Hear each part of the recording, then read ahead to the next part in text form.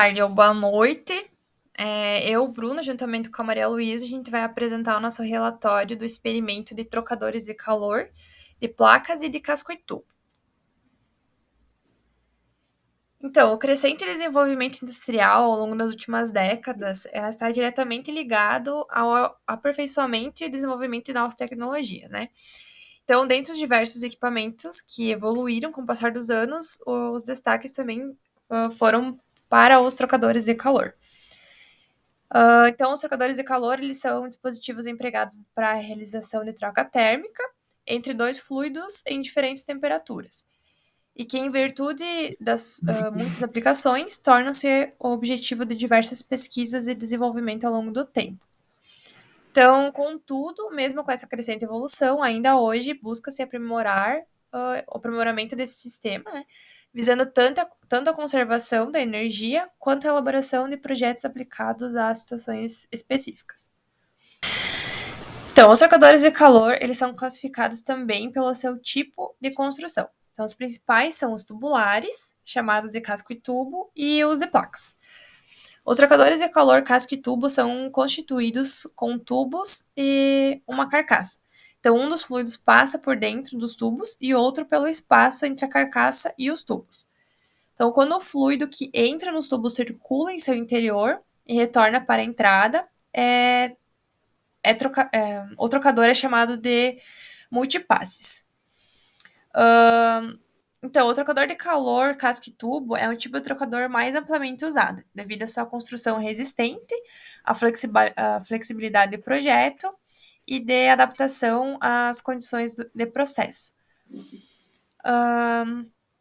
Os trocadores de calor de placas, eles foram introduzidos por volta de 1930 para processo de aquecimento e resfriamento e foram rapidamente aceitos por atingir altas taxas de transferência de calor com baixa diferença de temperatura.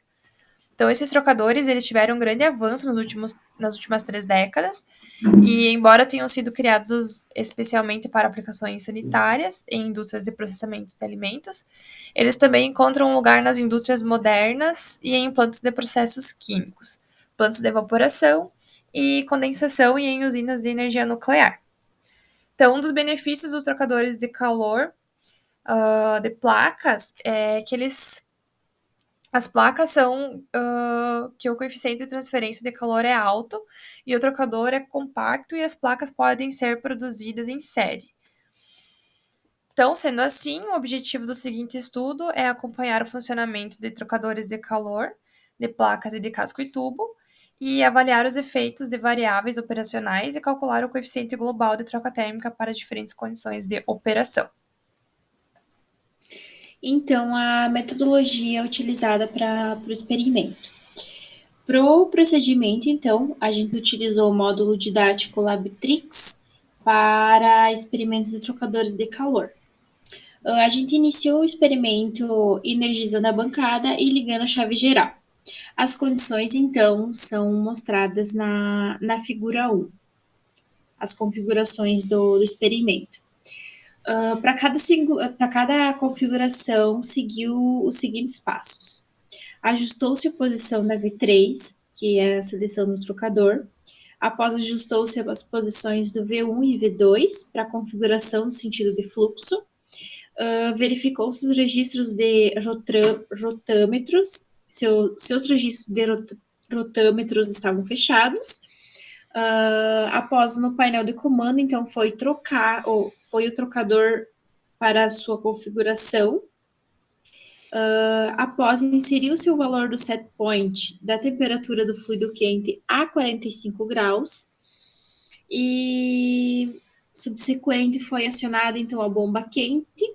A gente verificou o estado de operação e, em seguida, selecionou-se a opção ligar controle para o início do aquecimento do reservatório. Após, então, abrir o seu registro de fluido quente e ajustou ali a vazão desejada. A gente aguardou estabilizar a temperatura do fluido quente e, então, a bomba fria foi acionada também. E a gente novamente verificou o seu estado da operação. Após, então, o registro do fluido frio foi aberto e ajustou-se a vazão desejada. Então, a gente monitorou e anotou as temperaturas de entrada e saída dos fluidos quentes dos fluidos quente e frio, quando o sistema, então, ele alcança o estado estacionário. Após, então, a gente ajustou as vazões dos fluidos para as diferentes condições solicitadas, que a gente já comentou ali na figura 1, e a gente anotou as temperaturas. E após todas as configurações serem feitas, a gente fechou os registros e desligou a bomba. Então, a gente seguiu uma sequência de configurações, que seria então o casco e tubo com corrente, depois placas com corrente, novamente casco e tubos contra corrente e placas contra corrente. Também foi acompanhado o aumento da temperatura da entrada do fluido frio e se realizou uma pausa entre a segunda e terceira configuração. Para a gente conseguir avaliar então os efeitos das variáveis operacionais, a gente calculou o calor cedido pelo fluido quente e o calor recebido pelo fluido frio, utilizando a equação 1 ali descrita abaixo, onde a gente precisava do calor trocado pelo fluido, da vazão máxima do fluido, da capacidade calorífica do fluido e da diferença de temperatura entre a entrada e a saída do trocador. Para a vazão máxima, então, a gente utilizou a vazão volumétrica como base. Após, então, para analisar o efeito das vazões e escoamento dos fluidos, calculou-se o coeficiente global de troca térmica descrito na equação 2, onde a gente precisava do calor trocado, o coeficiente global de troca térmica, que é o que a gente está procurando, a área de troca térmica e a diferença de temperatura média logarítmica. Isso a gente não tinha ali no momento, e então a gente teve que fazer algumas contas a mais para a gente conseguir descobrir então a diferença de temperatura, a média, né, logarítmica. A gente utilizou então a equação 4 para a diferença de temperatura do fluxo paralelo e a equação 5 para o fluxo contracorrente. A gente precisou, então, do calor trocado, a gente precisou também achar o calor trocado Q, e a gente utilizou ali a equação 3, que está ali descrita. Após, então, das equações e os cálculos feitos, foi possível analisar as vazões de escoamento dos fluidos. Também se avaliou a eficiência de troca térmica mediante as variações realizadas nas vazões de escoamento, que está descrito ali na equação 6. Então, para os resultados e discussões, né? Com os dados já todos recolhidos, então a gente calculou o calor cedido pelo fluido quente e o calor recebido, né, pelo fluido frio. Então, através dos valores encontrados para esses dados, né, de calor cedido e calor recebido entre os fluidos quente e frio, calculou-se a eficiência de troca térmica, que a gente representou na tabela 1, das configurações, então, para analisar a viabilidade das vazões. Então, aqui na tabela 1, nós temos os diferentes trocadores de calor, casco e tubo, as diferentes vazões, né, 2,5 e de 4 para ambos os trocadores de calor, e as respectivas eficiências, tanto para o escoamento paralelo quanto para o escoamento contracorrente.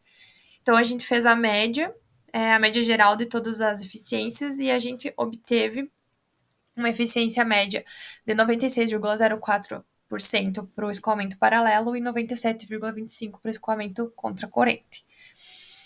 Então, a eficiência é a razão entre a diferença de temperatura do quente de saída e do frio de entrada, pela temperatura do quente de entrada e do frio de entrada.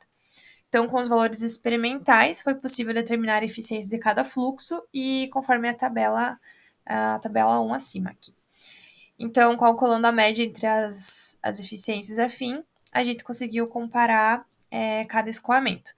E aí a gente consegue observar uma maior eficiência do escoamento contracorrente, né, comparado com o concorrente. Tá.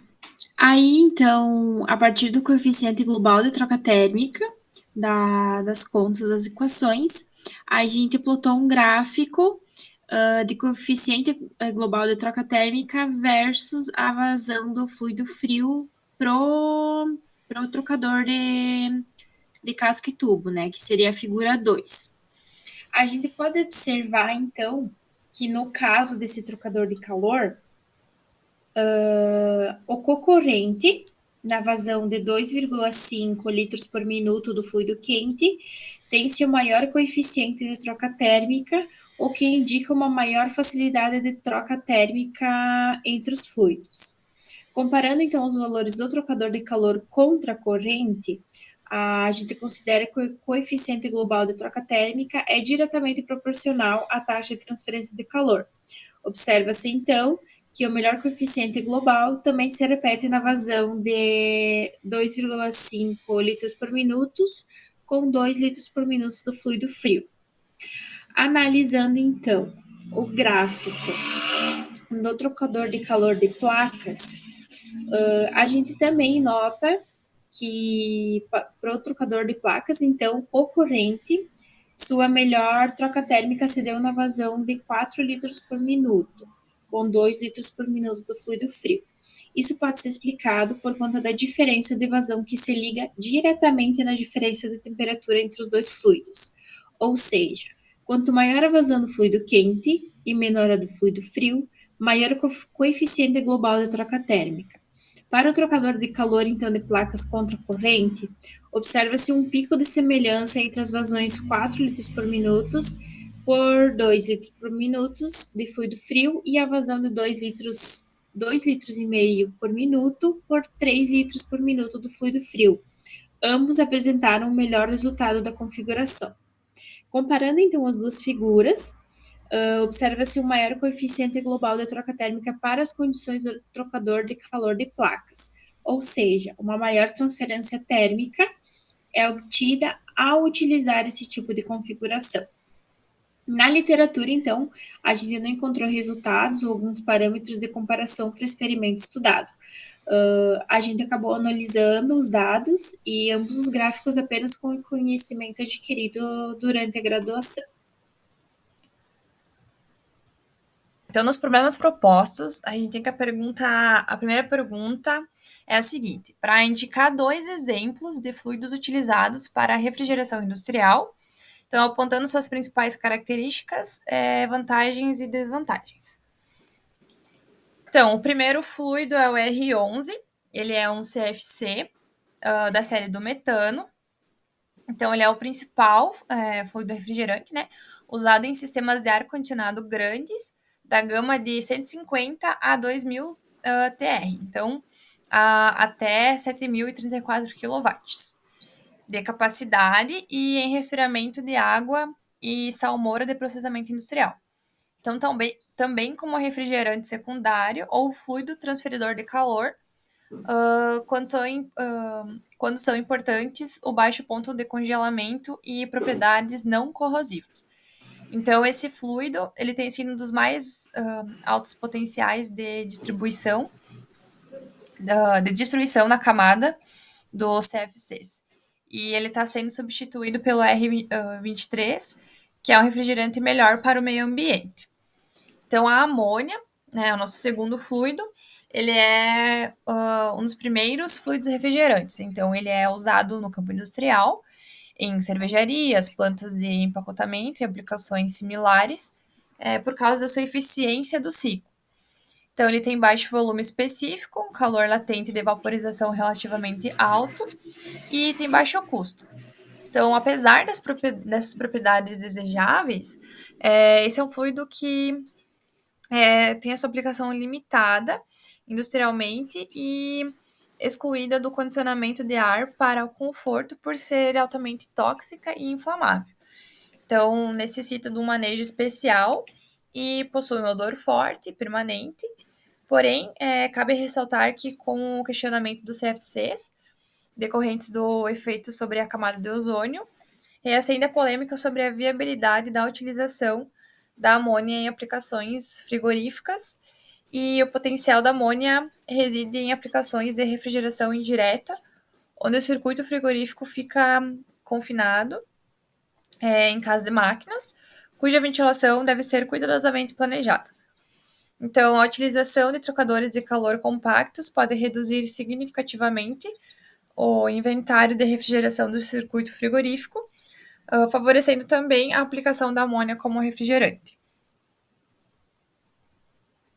Ok, vamos para a B então.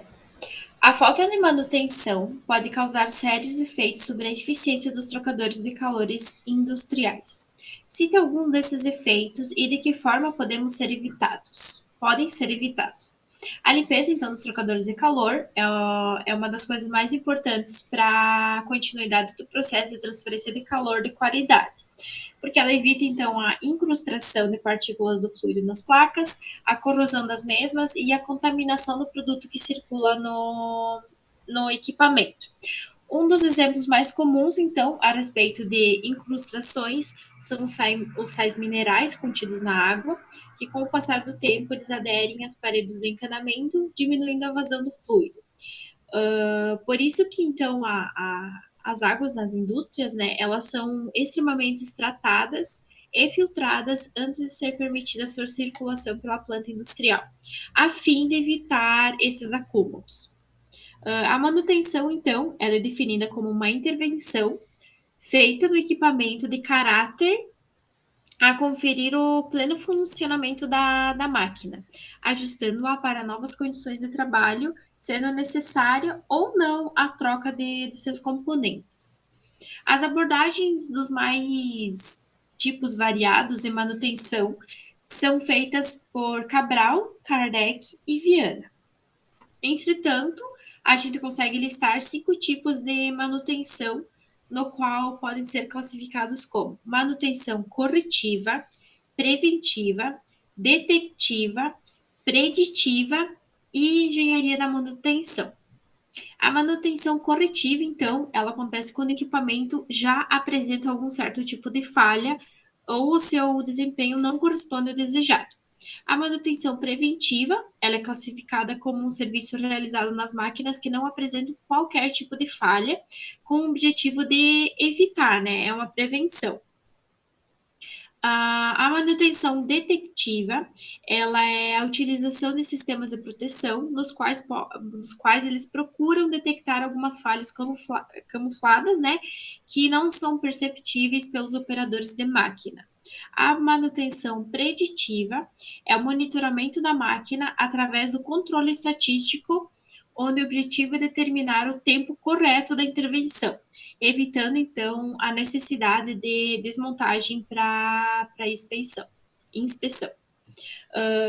A engenharia da manutenção, ou também manutenção centrada na confiabilidade, significa uma metodologia de trabalho destinada a apontar o nível de criticidade de cada equipamento, no qual é a aplicação de todos os conceitos anteriores na melhoria contínua da rotina de trabalho e na redução de problemas.